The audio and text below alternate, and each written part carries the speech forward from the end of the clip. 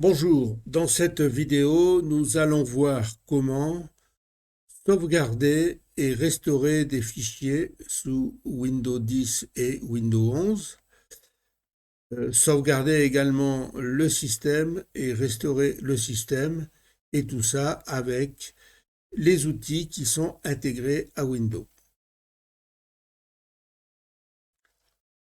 Donc pour accéder depuis Windows 10, ici on est sur un poste Windows 10.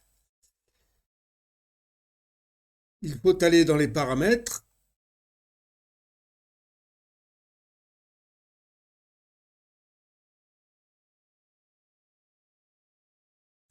Ensuite, aller dans Mise à jour et sécurité. Et ici, on a sauvegarde de fichiers. On a un lien accéder à l'outil de sauvegarde et de restauration de Windows 7. C'est le nom du logiciel. Pourquoi Windows 7? Parce qu'il existe depuis Windows 7. Donc on clique dessus et on arrive donc sur la fenêtre du logiciel. On verra en détail les différents menus de cette application. Une autre façon d'y arriver, c'est de passer par le panneau de configuration, l'ancien panneau de configuration. Donc dans la barre de recherche ici, on tape panneau de configuration. Il suffit de taper panneau. Donc là, ça s'affiche ici et je clique sur ouvrir. Dans le panneau de configuration, si vous l'avez ouvert pour la première fois, vous avez cette présentation par catégorie en haut à droite. Et donc, il faut mettre ici grande icône ou petite icône. Voilà, petites icônes par exemple, ou grandes icônes, c'est la même chose. Et là, vous cliquez sur sauvegarder et restaurer Windows 7 et on arrive sur la même fenêtre que tout à l'heure. Une autre façon également, c'est de taper sauvegarde.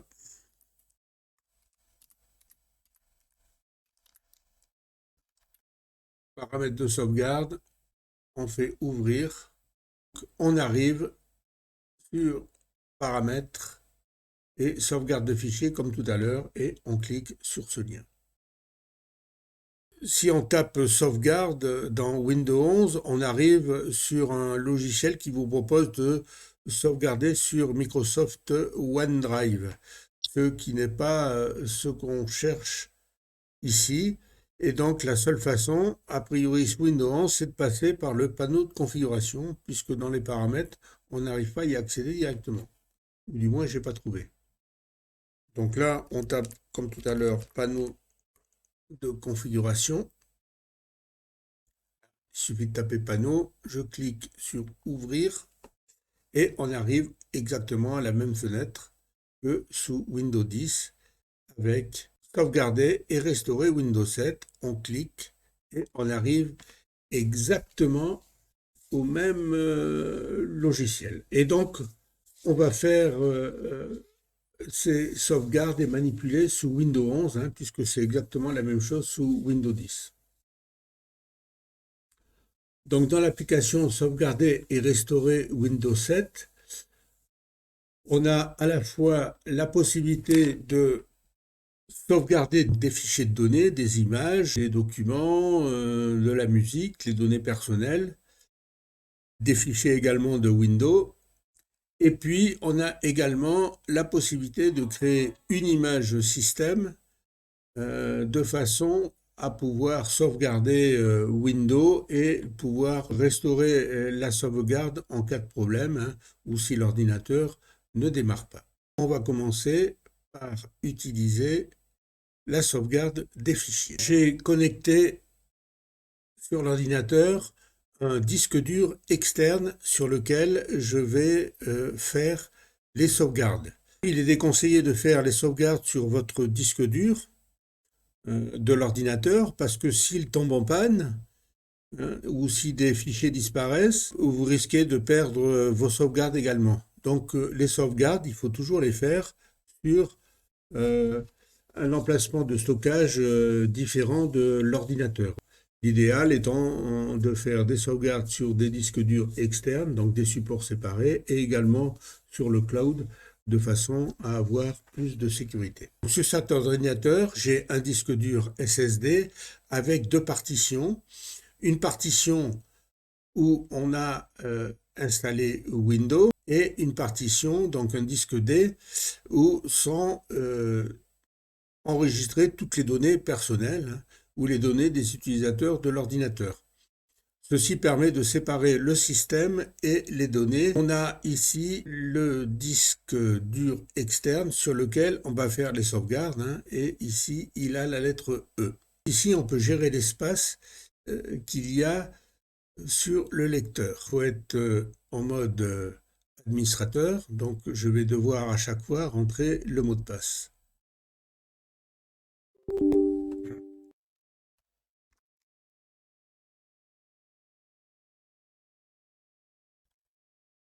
Voilà, donc là, j'ai accès au contenu des sauvegardes donc du disque externe, hein, et j'ai déjà fait quelques sauvegardes, hein, donc une image système, ici j'ai la place prise, et d'autres fichiers de données. Donc là, je peux afficher les sauvegardes de fichiers de données qui ont été faites.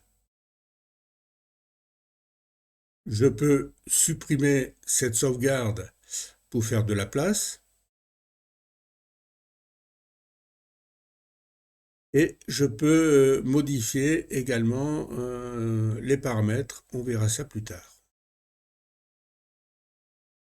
Ce lien-là donc permet de gérer les sauvegardes, de supprimer, de supprimer des vieilles sauvegardes et de faire de la place sur le disque externe. Ensuite, là, on va donc modifier les paramètres de la sauvegarde. Vous faites ça la première fois, bien sûr, pour paramétrer vos sauvegardes, et vous pouvez modifier les paramètres ici. Donc là, pour l'instant, on ne s'occupe que des fichiers de données. Donc je fais modifier les paramètres. Je rentre le mot de passe, je me connecte en administrateur. Il me demande où je veux enregistrer les sauvegardes. Donc la sauvegarde, je peux l'enregistrer sur le disque de données, la partition de données de l'ordinateur, mais comme j'avais précisé, il vaut mieux éviter, parce que si votre disque dur tombe en panne, eh bien vous perdez également vos sauvegardes et vous ne pourrez pas les récupérer. Donc là, on sélectionne le disque externe. Ici, je peux enregistrer sur un emplacement réseau, un NAS ou un autre ordinateur qui est en réseau. Donc je choisis le disque dur externe, je fais suivant. Et là, j'ai deux options, laisser Windows, choisir, ou vous avez l'option me laisser choisir, et c'est celle-ci qu'on va prendre. Donc je sélectionne ça, je fais suivant. Et là, je peux sauvegarder des bibliothèques. Je peux choisir également de sauvegarder des fichiers du disque C, des fichiers Windows. Attention, c'est pas ça qui va permettre de récupérer Windows en cas de problème, hein. Là, il faudra faire une image système. Mais on peut récupérer éventuellement des données. Par exemple, ici, j'ai des logiciels portables donc que je peux sauvegarder. Ensuite, j'ai le choix de choisir également la sauvegarde de dossiers et de fichiers sur le disque D. Si vous voulez faire une sauvegarde complète, évidemment, il faut tout sélectionner et la durée de sauvegarde et de restauration sera plus longue s'il y a beaucoup de fichiers, bien sûr, à sauvegarder. On ne va sauvegarder qu'un seul dossier ici, hein, pour que ça aille plus vite.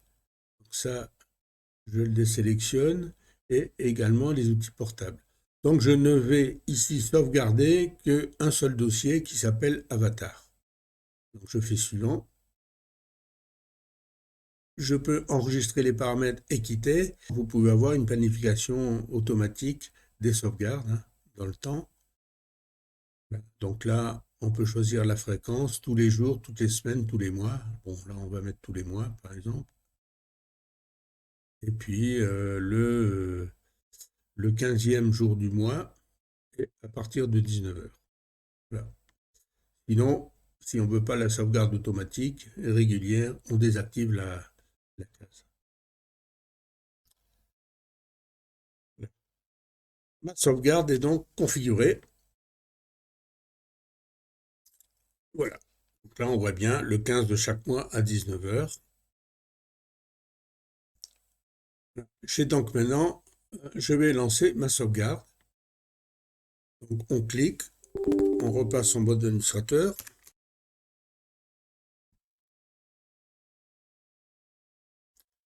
Et là, on peut suivre la sauvegarde en cliquant afficher les détails. En fait, on a à peu près la même fenêtre qu'ici.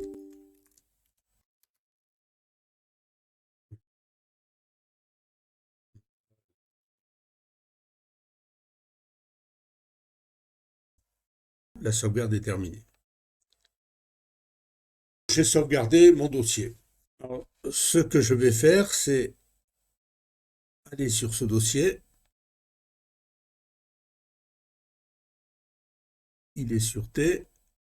C'était dans Bibliothèque, Bibliothèque Images et Avatar. Je vais effacer des fichiers.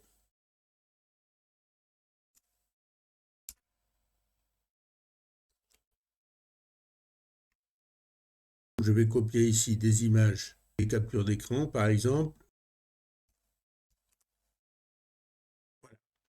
Donc dans ce répertoire, là, Avatar, que j'ai sauvegardé tout à l'heure, j'ai supprimé des fichiers, j'en ai rajouté 3 et j'en ai laissé 2.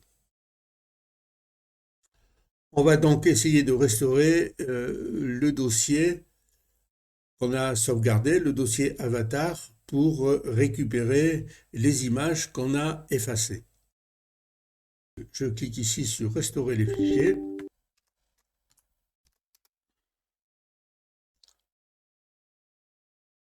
Voilà, donc on a une fenêtre et donc avec un bouton Rechercher pour rechercher les fichiers qu'on veut restaurer ou les dossiers ici. Donc là, on tape le nom du fichier si on le connaît ou du dossier et là, on va pouvoir balayer les fichiers et les dossiers qui sont sur le disque de sauvegarde pour pouvoir les sélectionner. Donc ce qui nous intéresse ici, c'est un dossier. Donc je clique sur Dossier.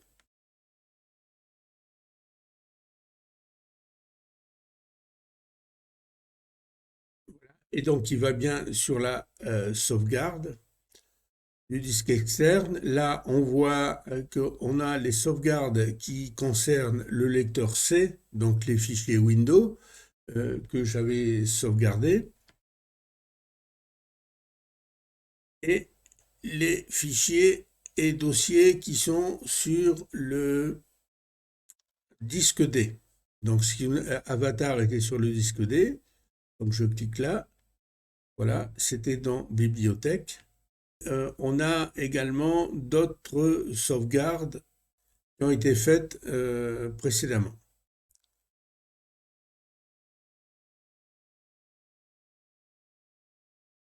Donc là, j'ai BibImage, voilà, et j'ai Avatar.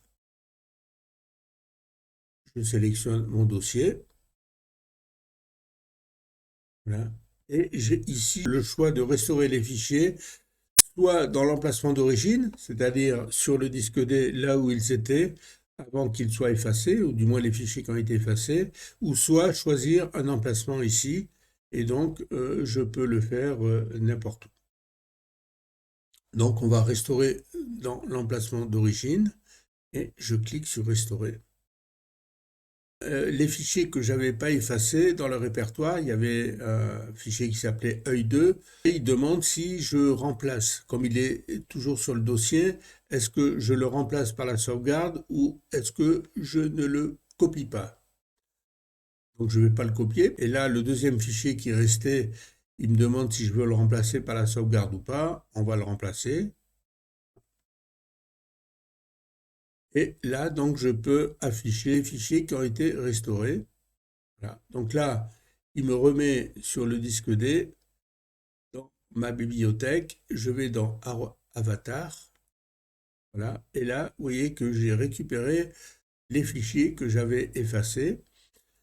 Là, j'ai mon fichier œil 2, qui avait été remplacé par la sauvegarde. Et vous voyez que les fichiers que j'avais rajoutés à la dernière sauvegarde n'ont pas été effacés.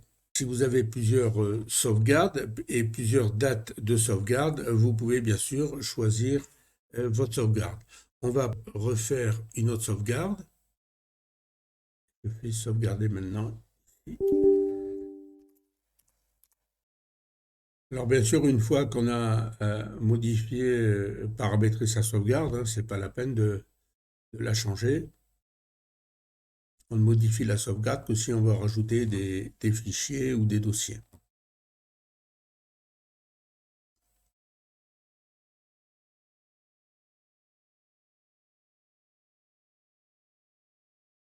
La sauvegarde est terminée et donc maintenant, si je veux restaurer des fichiers, ici, vous voyez que je peux choisir une autre date puisque j'ai fait plusieurs sauvegardes. Donc si je veux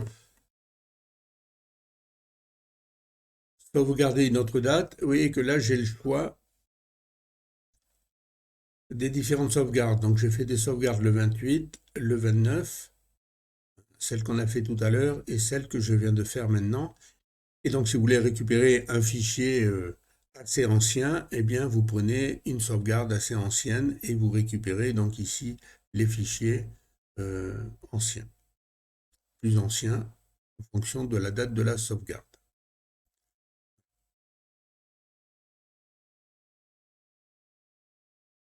Donc on a vu comment sauvegarder des fichiers, des dossiers et comment les récupérer.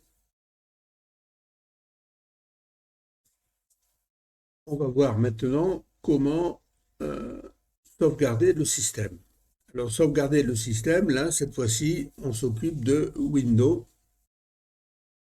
de façon à avoir une image du Windows à une date donnée et pouvoir restaurer cette image en cas de problème, par exemple après une mise à jour, un problème, une erreur de manipulation, une mise à jour qui s'est mal faite ou une installation qui pose des problèmes, installation d'un nouveau logiciel. Donc à ce moment-là, ça vous permet de pouvoir restaurer votre Windows à une date, à la date de la sauvegarde. Ça permet d'éviter de réinstaller et de gagner beaucoup de temps. Donc cette fois-ci, on va utiliser les menus qui sont sur la partie gauche.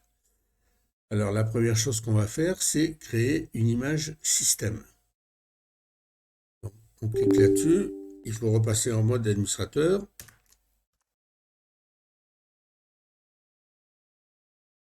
Et donc là, on peut faire la sauvegarde sur un disque dur, sur un DVD si on est un lecteur de DVD, et sur un emplacement réseau. Ici, on va toujours conserver sur le disque dur externe.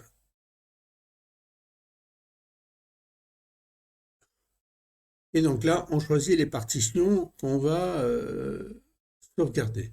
Donc, par défaut, évidemment, il va suggérer de sauvegarder tout le disque C et les partitions qui sont liées. Hein. La partition du système EFI, le disque C, donc là où on a tout Windows et les programmes installés, la partition de récupération du système. On peut éventuellement sauvegarder tout le disque D, donc les données.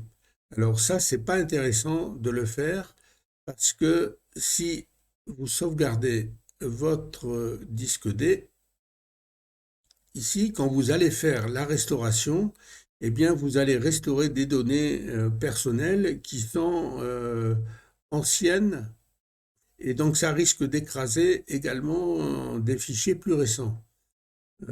Donc le mieux, c'est toujours de faire des sauvegardes séparées du système et des données. Donc là, je désactive les données D. C'est pour ça que c'est pratique, hein, entre parenthèses, de bien séparer sur des disques les données. Parce que en fait, si mes données étaient sur le disque C, eh bien, quand je fais une restauration du système, je vais écraser toutes mes données personnelles et les remplacer par celles de la sauvegarde. et donc je risque de perdre éventuellement des fichiers récents, des images, des documents, etc.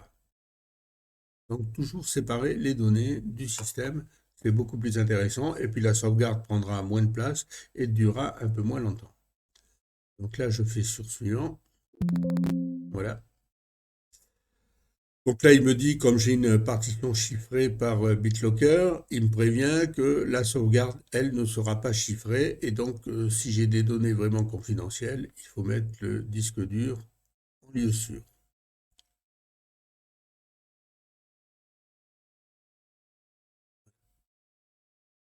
Donc, il me dit que la sauvegarde peut occuper 193 gigas. Là, je démarre la sauvegarde. Alors, on ne va pas la faire en entier, puisque j'en ai déjà fait une. Voilà. Donc la sauvegarde, là, ça va durer au moins une demi-heure. Hein. Là, avec la sauvegarde, j'en avais déjà fait une. Hein.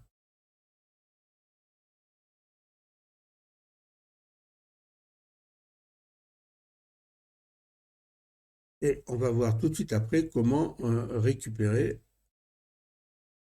une sauvegarde. On a créé des images système et maintenant on va voir comment récupérer donc, et restaurer une image système. Alors il y a plusieurs possibilités dans Windows. On va en voir qu'une seule, créer un disque de récupération avec une clé USB. Avec ce programme, pour pouvoir créer un disque de réparation système, il faut avoir un lecteur, un graveur de CD, DVD. C'est la seule option que propose ce programme. Et depuis quelques années, sur les nouveaux ordinateurs, il n'y a pratiquement plus de lecteur de CD, DVD. Et donc, il va falloir passer par par la création d'une clé USB que ne propose pas ce système. Évidemment, si vous avez un lecteur de CD-DVD, vous mettez un DVD vierge et puis il va pouvoir le créer et vous allez pouvoir ensuite redémarrer sur ce lecteur de façon à pouvoir réinstaller et restaurer l'image si votre ordinateur, évidemment, ne fonctionne plus. Si votre ordinateur fonctionne, il y a également plusieurs possibilités de restaurer le disque système, l'image système, des possibilités différentes selon qu'on est sous Windows 10 ou Windows 11. On ne va pas les aborder ici. Il suffit d'aller sur un site de Microsoft, hein, option de récupération dans Windows, et là vous voyez que vous avez plusieurs possibilités qui sont proposées. La plus pratique, c'est quand même celle qu'on va voir avec la création d'une clé USB de démarrage. Pour cela, il faut télécharger un logiciel qui s'appelle Media Creation Tool et donc qui est spécifique à la version de Windows. Il y a un Media Creation Tools pour Windows 11 et un pour Windows 10. Et pour ça, vous pouvez les télécharger sur le site de Microsoft ou sur le site du club. Vous allez dans téléchargement ici.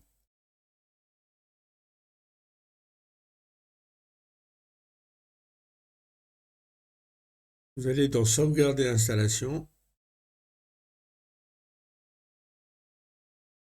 Et donc là, parmi les logiciels, vous avez ici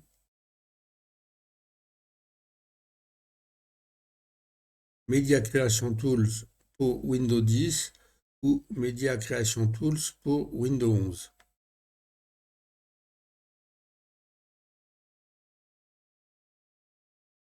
Vous pouvez donc le télécharger ici sur le site, celui qui est sur le site, ou alors sur celui de Microsoft, pour être sûr d'avoir la dernière version.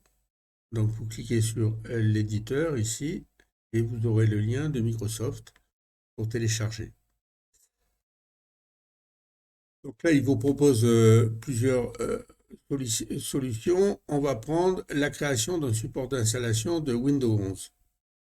Vous pouvez télécharger également le disque ISO de Windows 11 ou de Windows 10, hein, et puis graver un CD, DVD ou avec le logiciel Rufus, hein, créer une clé de démarrage USB. Mais Microsoft propose un outil qui vous fait ça tout seul. Donc à ce moment-là, on va cliquer sur le téléchargement du logiciel et il a téléchargé ici. Voilà. Et donc on va le lancer. Pour le lancer, il faut être en mode administrateur, donc je vais arrêter la vidéo, me mettre sur le compte administrateur pour pouvoir créer la clé USB. Donc là, je me suis reconnecté à l'ordinateur sous Windows 11 en bureau à distance et je suis sur le compte administrateur.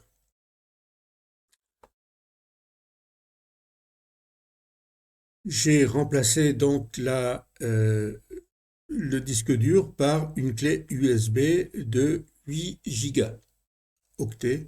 C'est le minimum qu'il faut pour créer cette clé de démarrage. Donc là, j'ai le logiciel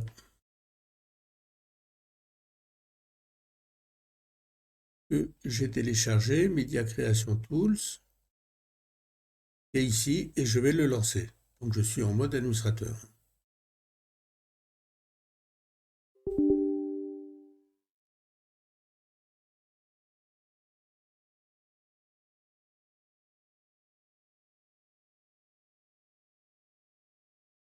Donc on accepte les conditions. Donc là, le programme fait l'analyse du système. Et donc, on va créer une clé USB qui correspond au système d'exploitation.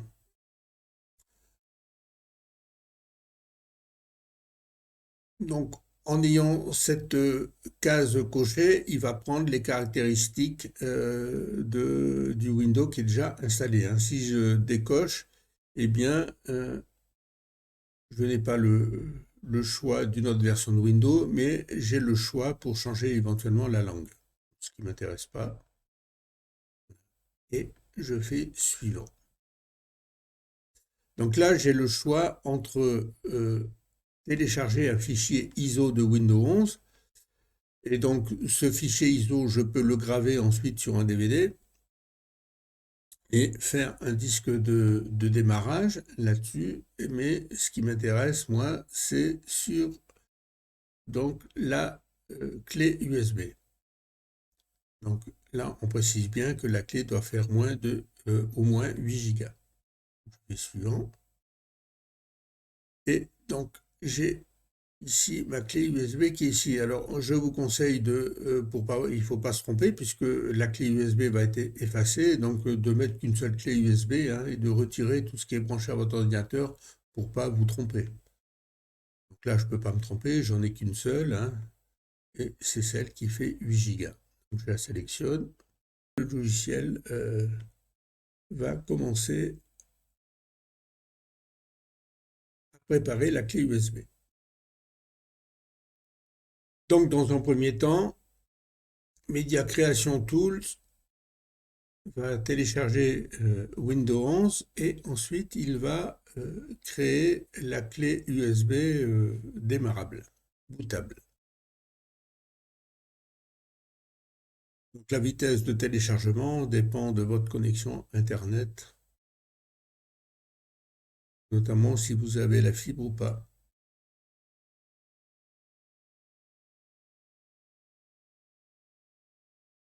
Là, le téléchargement de Windows se termine. Le système vérifie le téléchargement.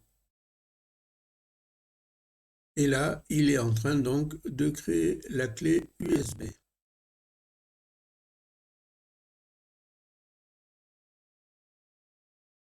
On peut créer avec Media Creation Tool la clé USB.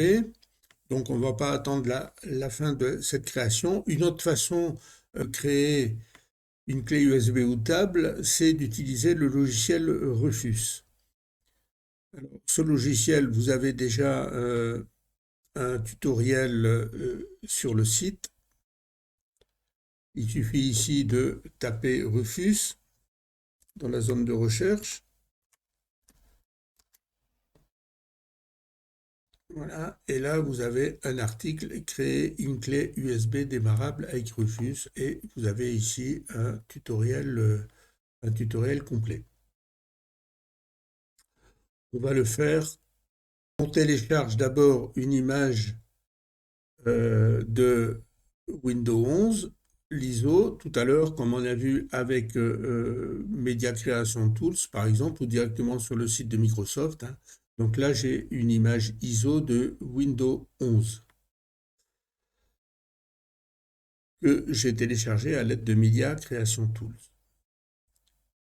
Donc on va lancer le logiciel Rufus. Vous avez les liens de téléchargement dans l'article.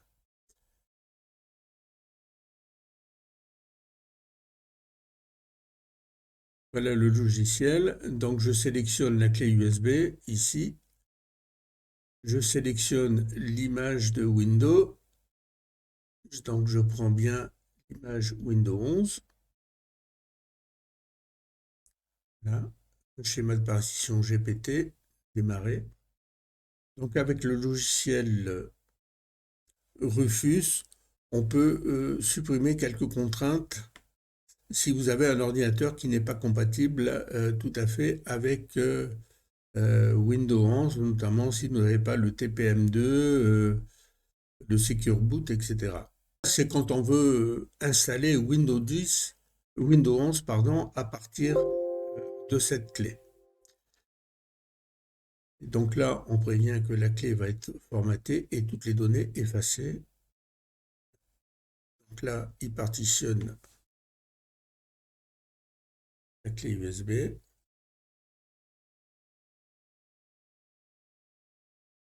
Bien voilà, la clé USB est terminée.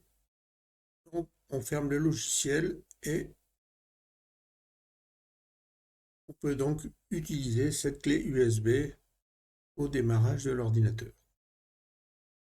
Maintenant, on va voir comment restaurer l'image système. Je vais utiliser la webcam pour filmer l'écran. On a branché sur l'ordinateur donc le disque dur externe sur lequel on a enregistré l'image système et on branche également la clé USB.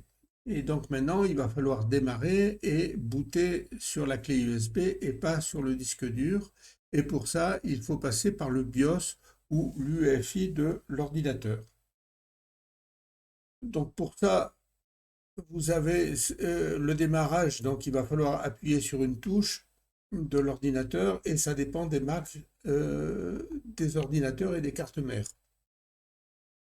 Donc là, vous pouvez chercher sur Google, hein, démarrer avec le BIOS, ou alors ici, vous avez un article, hein, vous allez dans Publications, dans Système, et donc là, vous avez un certain nombre d'articles, dont celui Accéder au BIOS de l'UEFI.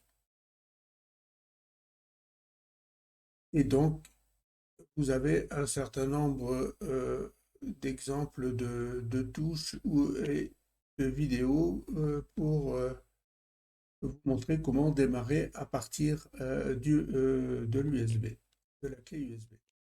Donc, je vais désactiver la capture d'écran et j'active la caméra. Donc, la vue n'est pas géniale.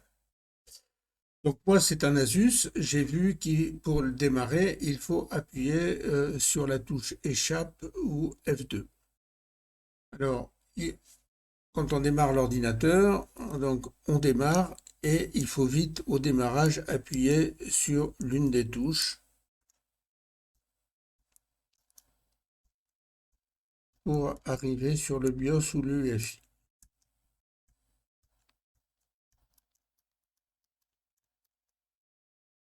On peut soit passer par le setup du BIOS ou là choisir le disque de démarrage.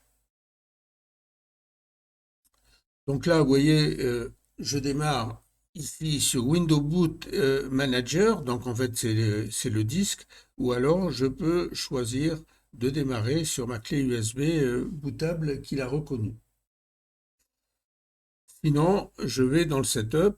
La page varie selon également les marques des cartes mères et le logiciel EUFI. Et là, je choisis boot menu.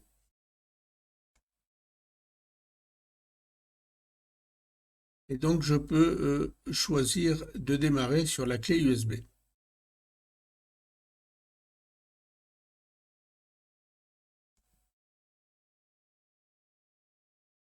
Donc, on va mettre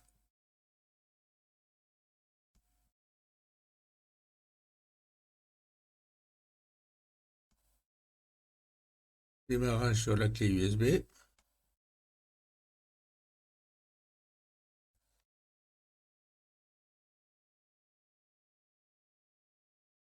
Et donc là, l'ordinateur démarre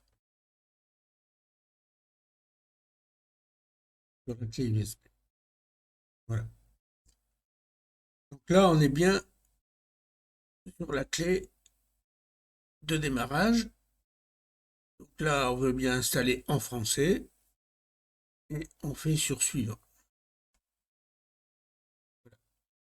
Donc là, vous avez, alors c'est la même chose si on démarre depuis le CD, hein, si on a gravé un CD. Donc là, vous pouvez installer Windows à partir donc du Windows 11 qui a été installé sur la clé USB. Si on le fait, on a plusieurs options, hein, garder les fichiers, faire une installation propre de Windows, c'est-à-dire faire une installation neuve et puis les applications et les fichiers personnels sont supprimés, ou alors installer en gardant les fichiers personnels. Mais là, c'est pas ce qui nous intéresse, puisque là, c'est pour une réinitialisation complète de Windows. Donc là, on va aller dans Réparer l'ordinateur ici. On arrive sur un menu et on va prendre ici Dépannage. Dépannage, et là, on a l'option Récupération de l'image système. Donc on clique là-dessus. Il analyse le système et vous voyez que là, il trouve le disque externe sur lequel on a enregistré l'image système. Et là, il va chercher, si on a plusieurs images système, utiliser la dernière image système. Donc là, si je fais sur suivant, eh bien, je réinitialise mon Windows 11 avec tel qu'il était à la date donc de la dernière sauvegarde. Si j'ai plusieurs sauvegardes différentes, eh bien, je fais ici sélectionner une autre image système et il va me proposer toutes les images système qui sont enregistrées sur le disque. Là, j'en ai qu'une, hein, donc c'est pas la peine que je cherche. Donc là, je ne vais pas le faire pour réinitialiser mon système, mais en fait, vous faites là sur suivant et donc ensuite, vous allez avoir une restauration du système et vous pouvez avoir récupéré votre Windows tel qu'il était à la date de la sauvegarde. Voilà, on va annuler et je vais éteindre le PC. Voilà, donc ce qui est conseillé de faire, c'est bien sûr d'avoir toujours une clé USB comme ça. C'est simple à utiliser, vous l'avez toujours sous la main. Vous pouvez donc, à partir de cette clé USB, réparer restaurer votre Windows à la date d'une sauvegarde ou pouvoir réinstaller Windows sur un autre PC ou sur ce PC réinitialiser complètement Windows et récupérer un Windows tout neuf ou un Windows réparé après une nouvelle installation en gardant vos fichiers personnels. Voilà, cette vidéo est terminée. Je vous dis au revoir et à la prochaine vidéo.